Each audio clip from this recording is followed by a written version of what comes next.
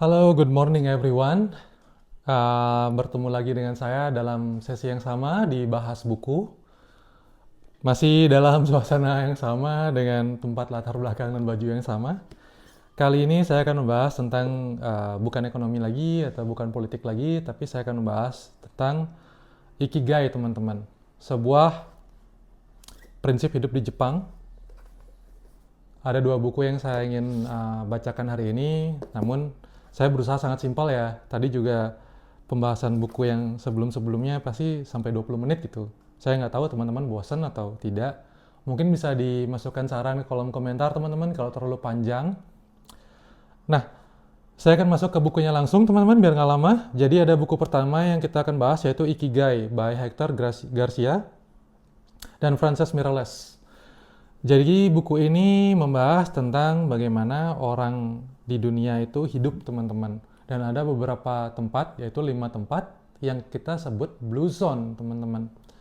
Ini ditemukan oleh seorang jurnalis Net Geography. Gitu. Jadi tempat-tempat di mana orang-orang bisa hidup lebih dari 100 tahun. Dia memberikan tempat ini dengan nama Blue Zone gitu teman-teman. Ada di Italia, ada di Peru, ada di 5 negara intinya, maaf saya lupa. Tapi yang paling tertua itu ada di yang paling banyak orang tuanya. Nah, orang tua di atas 100 tahun ini disebut centurium. Ya. Dan yang paling banyak orang tuanya itu ada di Pulau Okinawa, Jepang, teman-teman. Pulau Okinawa, kalau kalian search di Google Maps, itu ada di perbatasan Jepang dengan Taiwan, dekat juga dengan Taiwan, teman-teman. Nah, di buku ini lebih membahas tentang apa sih yang dilakukan oleh orang di Okinawa gitu. Pada akhirnya di buku ini menemukan bahwa yang membuat orang-orang Okinawa itu bisa hidup lama adalah kebahagiaan dan rutinitas, teman-teman. Berbeda sekali dengan apa yang terjadi di Barat, di mana orang itu berasumsi setelah bekerja puluhan tahun mereka ingin pensiun dan tidak melakukan apa-apa gitu. Sedangkan di Pulau Okinawa itu terbalik. Mereka menemukan makna hidup sehingga mereka bisa bangun di pagi hari untuk memenuhi makna hidup mereka, teman-teman. Mereka tidak benar-benar pensiun. Saat ini pun orang-orang di Okinawa yang berusia lebih dari 80 tahun, 90 tahun, mereka masih melakukan kegiatan yang mereka sukai. Entah itu memasak, berkebun, membuat kerajinan kayu, membuat kerajinan keramik, atau bahkan bermain dengan teman-temannya gitu. Dan di sini juga disebutkan bahwa orang Okinawa itu memiliki komunitas yang sangat solid. Jadi mereka dalam setiap minggu berkumpul di kantor desa, melakukan kegiatan bersama, bermain bersama, bernyanyi karaoke gitu. Dan bahkan di jalan masuk ke kota yang sangat bagus ini, jadi di Pulau Okinawa juga ada satu tempat di mana orang lebih dari setahun ini berkumpul teman-teman di bagian utaranya gitu. Kalau nggak salah saya ya, tiba-tiba saya agak lupa. Kemudian di tempat yang kecil itu orang-orangnya bergantung dengan tetangga yang lain teman-teman. Jadi yang mereka lakukan pagi hari adalah bangun, berkebun, menyiram, memasak, dan mereka makan dalam sekali menu hidangan makan pagi gitu. Mereka memakan lebih dari 7 hidangan teman-teman. Kayak orang Jepang kalian tahu, mangkok kecil, nasi di mangkok kecil, dan mangkok-mangkok kecil lainnya berisi tentang sayuran, makanan, dan banyak hal lagi teman-teman. Dan mereka juga sangat suka makan ubi ungu. Kalau kalian sangat penasaran dengan buku ini, kalian bisa menonton dokumentarinya di Netflix teman-teman. Itu sudah dibuatkan oleh penulis dan penemu Blue Zone sendiri yang berjudul dengan Long Life 100 gitu. Pokoknya kalian cari nanti, kalau kalian ketemu bisa DM saya di Netflix, lebih gampang. Nah, yang paling saya suka adalah buku ini teman-teman. Judulnya sama tapi penjelasannya sangat berbeda. Di buku ini saya akhirnya menemukan makna hidup saya teman-teman. Di mana?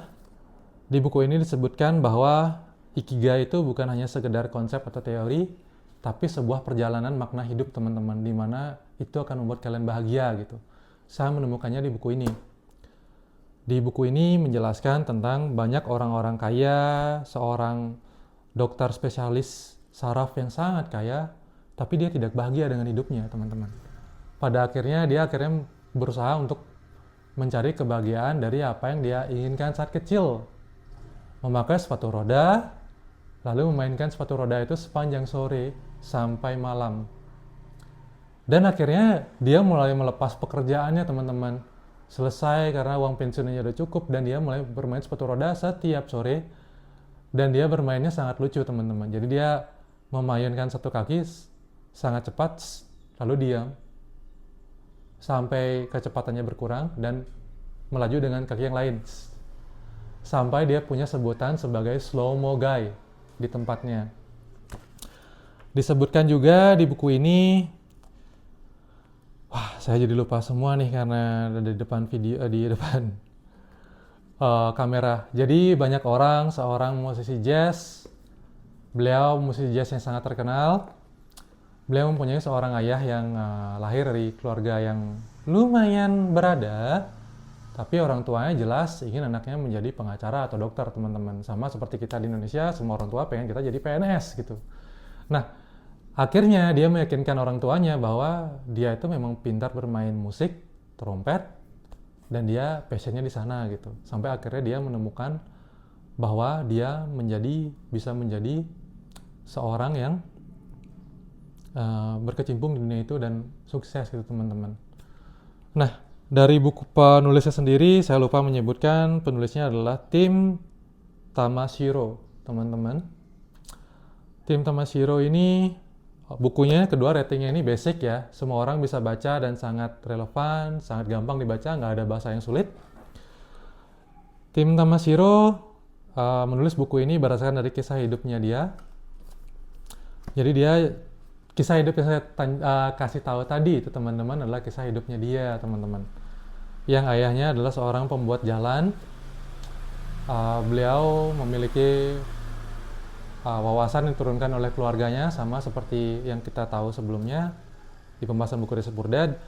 Orang tuanya sangat ingin dia menjadi seorang pekerja kantoran yang sukses. Dia kuliah di bidang yang dia tidak sukai sebenarnya, tapi ingin menghormati keputusan ayahnya. Sampai akhirnya dia menemukan bidang yang sangat dia sukai, yaitu menjadi penyiar radio, karena dia juga punya ikigai untuk berbagi gitu, teman-teman.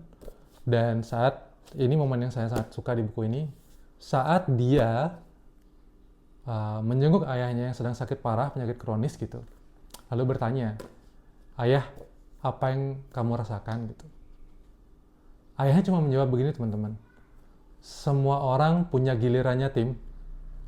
Itu berarti bahwa kecemasan, ketakutan itu semua ada, tapi inilah giliran kita untuk mendapatkan kematian kita," gitu, teman-teman. Dan ayahnya meninggal di hari berikutnya. Si Tim membuat analogi ini sedikit berbeda dari penanggapan ayahnya. Semua orang mendapatkan giliran, dan Tim menganggap bahwa ayahnya pernah punya giliran untuk hidup, tapi beliau menghabiskan seluruh waktunya untuk bekerja dan sibuk dalam pekerjaan itu, sehingga tidak punya waktu untuk membahagiakan dirinya sendiri, gitu, teman-teman. Si Tim mengambil jalur yang berbeda.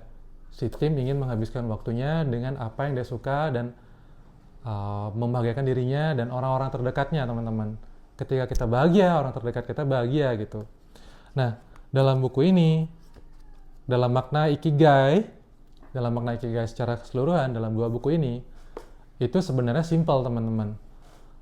Pertama adalah lakukan apa yang kamu senangi, lakukan apa yang kamu kuasai, lakukan apa yang bermanfaat bagi orang lain yang dunia butuhkan, dan lakukan sesuatu yang kamu mendapatkan imbalan dari itu. Kalau di buku ini sendiri dijelaskan bahwa kalian harus melakukan semua ikigai itu, yang kalian senangi, yang sukai, yang kalian kuasai, yang dibutuhkan dunia, dan hal yang kalian dibayar untuk itu gitu. Inilah fungsi di mana Anda melakukan sesuatu dengan sangat menyenangkan gitu. Nah, dengan buku ini saya merealize bahwa saya sudah ada di fase ini, teman-teman. Saya suka foto, saya juga lumayan bisa foto yang dibutuhkan oleh banyak orang dalam wedding, family, kemudian yang saya dibayar untuk itu gitu, teman-teman. Saya baru realize bahwa saya memiliki ini. Saya sempat tidak bersyukur dengan apa yang saya miliki ini, teman-teman. Yang sebelumnya saya sangat impikan 10 tahun lalu, saat saya masih bekerja di kantoran, sebagai perawat saat itu, bukan kantoran sih, di rumah sakit. Dan akhirnya saya memiliki ini, gitu teman-teman. Nah, sedangkan di buku ini, teman-teman, si Tim sangat-sangat bagus dalam memaparkannya. Hal yang terpenting dalam mencari kebahagiaan adalah tidak berfokus pada hasilnya, teman-teman. Nomor 3 dan nomor 4 itu berfokus pada hasilnya.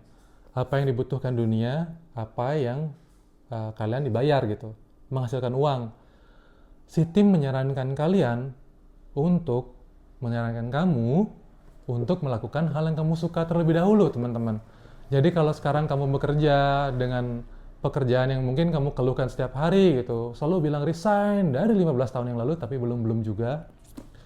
Mungkin sebenarnya kamu bukan tidak bahagia dengan pekerjaanmu, tapi kamu belum menemukan makna gitu, teman-teman. Si Tim menyebutkan, untuk mencari kebahagiaan ikigai, nggak perlu langsung berubah haluan menjadi pekerjaan yang lain atau menjadi diri yang lain gitu, teman-teman. Tapi hanya melakukan hal yang kamu suka 10 menit sehari gitu. Kalau kamu suka bercengkrama, suka menulis, suka menggambar, suka dengan tanaman, mau itu bonsai, akuarium, semua hal, itu cukup kamu lakukan selama 10 menit sehari. Dan itu sudah cukup membahagiakan dirimu, teman-teman. Dan di buku ini dijelaskan, kalau cara paling gampang untuk menemukan ikigaimu adalah dengan melakukan hal yang kamu suka. Misalnya kamu suka bercerita nih, atau menggambar, atau ya, let's say minum kopi gitu ke coffee shop. Lakukan hal yang itu, lakukan apa yang kamu suka, apa yang kamu kuasai. Lakukan terus-menerus. Kalau kamu suka kopi, kamu pergi ke coffee shopnya, kamu upload di story, kamu jelaskan pengamatanmu tentang kopi itu, apakah rasanya enak, ambience-nya enak, kafenya bagus, baristanya ramah. Dengan lama-kelamaan, ternyata orang-orang tahu kalau kamu suka kopi, teman-teman. Bahkan dari sana kamu bisa menggain followersmu atau audiensmu, teman-teman. Sehingga kamu atau teman-teman terdekatmu tahu. Nanti mereka akan menanyakan, "Hai, di mana sih coffee shop yang enak di daerah ini?" Gitu. Itu sebuah pencapaian, teman-teman, bahwa orang-orang sudah tahu.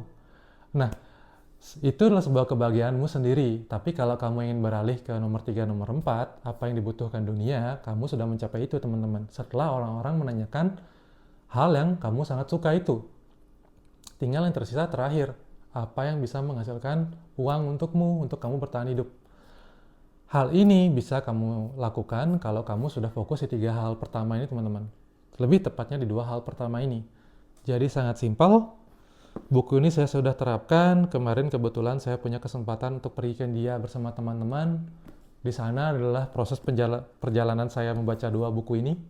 Dan akhirnya saya menemukan ikigai saya sendiri, yaitu berbagi atau memberi dalam hal positif, teman-teman.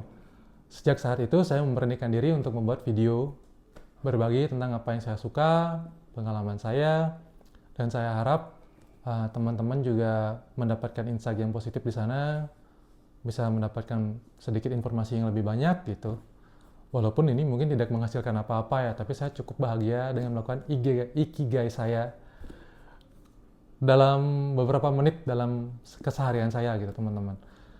Sekian dulu bukunya. Kalau kalian ingin beli, saya akan coba cantumkan linknya di Instagram, mungkin di deskripsi ya, tapi tidak bisa langsung diklik. Kalau kalian mau yang lebih simpel, beli saja di Gramedia, sudah ada banyak bukunya. Jadi, terima kasih. Good morning everyone, have a nice day. Nikmatilah kopi kalian di pagi hari ini. Terima kasih.